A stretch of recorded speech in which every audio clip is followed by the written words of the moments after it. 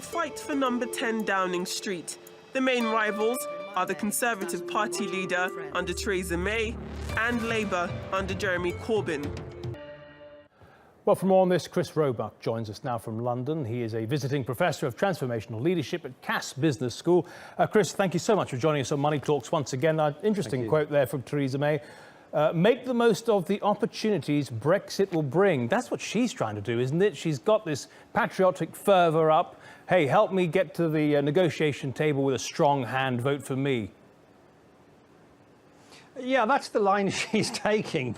But to be perfectly honest, whether it's going to make that much difference with 27 other countries all trying to get what they want out of it as well. The election campaign here is just the classic dilemma of any group of leaders in an election, which is, look, how can we tell the people that we can give them low tax, good public services and no deficit, making the impossible possible? And what the British public are doing is they're looking at the traditional versions that they always give of this particular dilemma. Labour Party, we will increase tax a bit but improve public services. The Conservative Party will reduce tax and somehow will make public services great. And the Liberal Democrats, who probably won't get a sufficient majority to do anything really, are potentially being the most honest and saying, look, if you want good public services, and the public services in UK are not doing very well at the moment in terms of the health service and social care, the Liberal Democrats are going to pay, saying you actually have to pay for it, ladies and gentlemen. Yeah, which is what Labour used to say, right? So what has happened here? Yep. What has happened here that the Tories and Labour, not a great deal between them, really?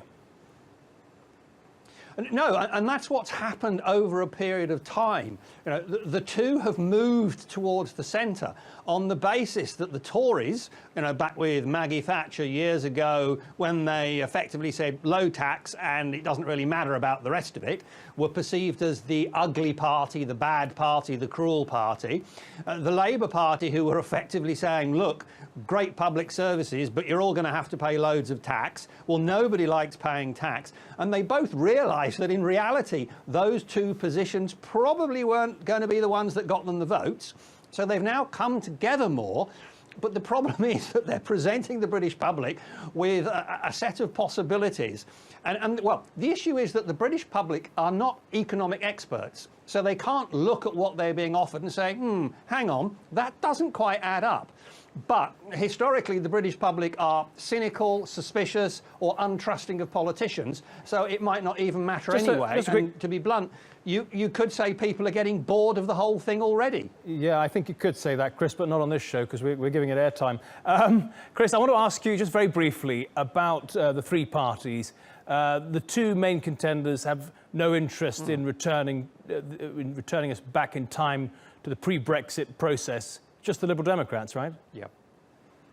Yes. Well, the Liberal Democrats are effectively saying we will ensure that there is a referendum on the final deal. The others are saying the referendum's being held and there will be a parliamentary vote on the final deal. So effectively, the Liberal Democrats are just taking it one stage further. Yeah. The bottom line is everybody is still, to some degree, blundering around in the fog because the negotiations haven't even started. Yeah. OK, Kris. Well, who knows if Britain were to be given another attempt at this referendum, how they would choose. Well, Kris Roebuck, thank you so much.